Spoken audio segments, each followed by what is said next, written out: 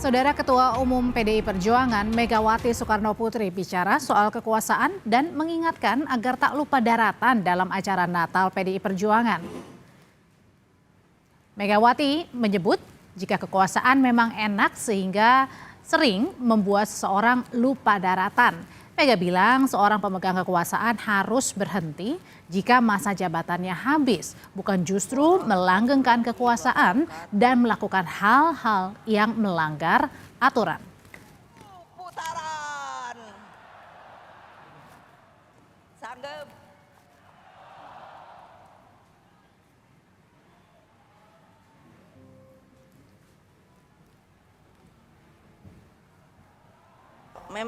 Memang kuasa tuh enak kok.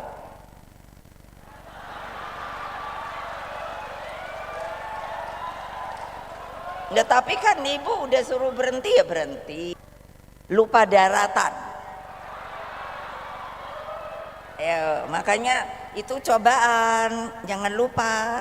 Ini khotbah lagi. Mengapa ada orang-orang yang karena beringin kekuasaan tetap langgang sehingga melakukan hal-hal yang sebenarnya tidak boleh dilakukan oleh siapa saja. Undang-Undang Dasar 1945. Ketua Umum PDI Perjuangan Megawati Soekarnoputri kembali menyuarakan soal kekuasaan dan menyinggung soal orang yang ingin melanggengkan kekuasaan. Lantas untuk siapa pernyataan keras dari Ketua Umum PDI Perjuangan ini? Kita ulas sore ini bersama dengan Sekjen Projo Handoko, Guru Besar Komunikasi Politik UPI, Prof. Karim Suryadi, dan anggota DPR RI dari fraksi PDI Perjuangan Masinton Pasaribu yang akan segera bergabung. Saya mau ke Prof. Karim dulu. Prof. Karim, selamat sore. Prof, langsung ini kenapa sih lagi-lagi Bu Mega menyuarakan pernyataan soal kekuasaan, apalagi dibilangnya jangan lupa daratan? Oh ya, ini menurut saya suasana psikologi politik yang mencuat ya. Cuat membaca berbagai dinamika, membaca berbagai konstelasi gitu. Memang tidak menyebut nama, tetapi kegunaan pernyataan itu kan pasti bukan untuk yang sudah berakhir, juga bukan untuk mereka yang belum menjabat gitu ya. Jadi ditujukan siapa, Prof, kira-kira? Ya seperti itu definisinya, bukan untuk yang sudah berakhir karena mereka sudah mengakhiri jabatan tepat waktu, bukan juga untuk mereka yang akan menduduki jabatan, mau menduduki jabatan dan sudah belum. Jadi menurut saya sudah terang-terang ya. Tetapi kalau kita membaca buku-buku politik, maksim yang menghubungkan antara jabatan itu enak, jangan pernah merah kursi dulu ya, habis duduk lupa berdiri. Sebenarnya maksim yang lengkapnya adalah ketika Anda berakhir jangan pernah sibuk mencari pengganti. Jadi ini maksudnya tujuannya untuk Pak Jokowi? Ya kira-kira begitulah, kepada siapa lagi. Saya bilang juga tidak untuk yang sudah mengakhiri, bukan untuk yang akan menduduki. Tetapi saya ingin melengkapi maksimnya. Maksim yang saya baca sebenarnya, kekuasaan itu enak, seringkali membuat orang lupa untuk berhenti. Tetapi kalimat selanjutnya adalah setiap pemimpin itu punya harinya. Dan ketika tiba waktunya untuk pensiun, jangan pernah menjadi tangan mati di masa lalu. Artinya jangan pernah keputusan-keputusannya, kebijakan-kebijakan yang ia buat, itu membuat reputasinya rusak karena mendominasi penggantinya. Jadi menurut saya itu pernyataan ungkapan moral yang sangat generik, yang sangat perennial, yang abadi, karena ungkapan-ungkapan itu ditemukan di literatur lama tentang kearifan politik, tentang kebajikan politik. Bahwa sekarang diungkapkan, menurut saya mungkin Bu Mega membaca momentumnya tepat seperti ini. Sebab tadi kan yang disinggung bukan malah tidak disebut menyebut siapapun, tetapi sebelumnya kan menyebut petinggi Polri, petinggi TNI, dan kita tahu kepala daerah juga banyak berhenti gitu ya. Jadi menurut saya umum sebenarnya, tetapi menurut saya itu pasti kepada mereka yang berkuasa, bukan untuk mereka yang sudah mengakhiri jabatannya, dan bukan pula untuk mereka yang akan menduduki jabatan baru. Oke, Bang Masinton, kalau ada kuat dugaan yang ditujukan pernyataan dari Bu Mega ini adalah untuk Pak Jokowi, sampai dibilang kekuasaan itu enak, jangan lupa daratan. Ini kenapa sampai keluar dengan kata-kata atau pernyataan jangan lupa daratan? Ini apa maksudnya, maknanya, Bang Masinton? Bu Mega tidak mau mention siapa-siapa. Iya kan? Ya. Halo? Ya betul, silakan Bang. Ya, Bu Mega tidak mention orang per orang. Tadi Bu Mega menyampaikan, ya itu tadi pesan-pesan moral, mengingatkan siapapun dalam posisi jabatan, ya, agar tidak mabuk kekuasaan. Karena dalam era reformasi dan demokrasi 25 tahun ini kita sudah memilih jalan demokrasi dengan berbagai aturan yang membatasi masa jabatan baik presiden maupun kepala-kepala daerah. Jadi ya jangan menggunakan segala cara untuk melanggengkan kekuasaan, karena yang langgeng itu adalah kehendak rakyat gitu. Kalau yang lupa daratan maksudnya apa tuh Bang? Lah iya, itu tadi mabuk kekuasaan itu membuat orang jadi lupa segalanya, lupa daratan, ya lupa menapak bumi, lupa pada demokrasi, lupa pada konstitusi yang memang membatasi masa jabatan tadi. Nah itu ya menjadi satu pesan moral yang kuat buat kita semua, buat seluruh elemen bangsa kita, bahwa siapapun yang diberikan amanah jabatan kekuasaan agar taat pada aturan, taat pada konstitusi, taat pada seluruh nilai-nilai etika dan moralitas dalam menjalankan seluruh proses kekuasaan dan jabatan itu tadi. Bang, tapi ini kan pernyataannya dari Bu Mega emang betul ya, tidak disebutkan siapa namanya yang dimaksudnya oleh Bu Mega. Tapi kan ini pernyataan Bu Mega tidak dikaitkan dengan jelang pergantian meskipun masih lama nanti di akhir-akhir 2024. Nah, apakah ini yang dituju juga untuk pemerintahan saat ini nih, untuk sekedar mengingatkan? Saya rasa bukan pada itunya ya, mau ditujukan ke siapapun. Yang jelas Bu Mega tidak mention siapapun. Tapi substansi dan esensi dari yang disampaikan Bu Mega, kita setuju nggak? Oke. Halo? Ya, silakan. Mbak setuju nggak? Kita semua setuju nggak? Kalau saya sangat setuju. Nah gitu loh, dan itu tidak kalau gitu, mention siapapun, tidak ditujukan kepada siapapun, tetapi mengingatkan agar semua pihak yang diberikan amanah oleh rakyat, diberikan mandat, ya harus menjaga itu, menjaga mandat supaya kekuasaan itu tidak abadi. Ada masanya, setiap masa ada orangnya. Bang Masinton, gitu loh. Oke, kalau gitu saya tanyakan ke Mas Handoko. Mas Handoko, ini kan memang Bu Mega tidak menggamblang-gamblang ya ngomong ini pernyataannya untuk siapa. Tapi kalau menurut Mas Handoko sendiri, kira-kira ini pernyataannya atau kemudian ini apakah menunjukkan untuk ke Pak Jokowi, Presiden saat ini?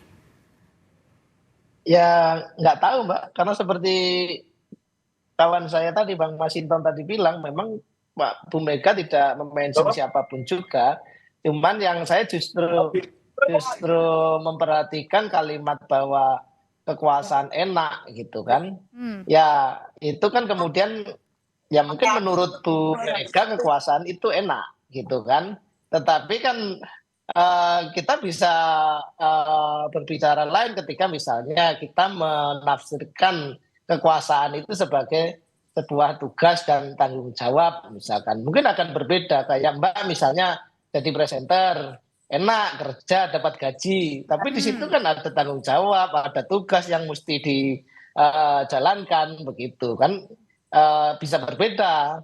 Jadi tinggal pada posisi mana. Mungkin ada orang yang mengatakan oh ya enak ya berkuasa itu gitu, tapi ada juga yang mengatakan ini sebuah amanah, sebuah tanggung jawab, sebuah tugas yang harus kemudian memberikan manfaat sebesar-besarnya buat rakyat, seperti itu. Nah, kalau terkait masalah upaya-upaya melanggengkan kekuasaan segala macam, tentu kita semua sepakat dan kita sudah punya piranti-piranti hukum, mekanisme segala macam, dan sekarang juga misalnya ini kepala daerah atau presiden atau anggota DPR atau siapapun yang kemudian mempunyai kekuasaan, ada mekanisme-mekanisme tertentu yang kemudian membatasi mereka sehingga kemudian tidak menggenggam kekuasaan secara kekal begitu kan, sudah ada Oke. semua instrumennya. Tapi Mas seperti itu. Handoko, kalau menurut Mas Handoko nih, kira-kira kenapa sih Bu Mega sampai menyatakan berkali-kali soal kekuasaan, dan yang terakhir juga ingatkan jangan lupa daratan? Ya mungkin karena lagi kampanye, Mbak. Jadi ya lagi membangun sebuah Jadi bukan nyindir narasi sana yang, sini ya, atau satu pihak ya? ya kalau ngomong penguasa kan banyak sekali ininya, entitasnya, baik entitas maupun orangnya banyak sekali. Sehingga ya nggak ngerti siapa yang dituju secara Oke. spesifik, apakah ada yang dituju atau memang itu sebuah pesan umum dari seorang mantan Oke. presiden, ketua umum PDI Perjuangan sekelas Bu Mega. Begitu. Oke, kalau gitu Prof, sebenarnya apa sih yang kira-kira membuat pemicu dari Bu Mega menyatakan tadi soal kekuasaan langgeng, enak, jangan sampai lupa daratan? Ya, sebenarnya kan kita tidak bisa menduga-duga atau meramal ya. Tetapi yang bisa kita lakukan memaknai pernyataan itu dari konteksnya. Konteks kapan itu disampaikan, dalam situasi apa, dalam suasana psikologi politik seperti apa. Bang Masinton sebenarnya lebih hafal benar psikologi politik yang menjadi latar ini.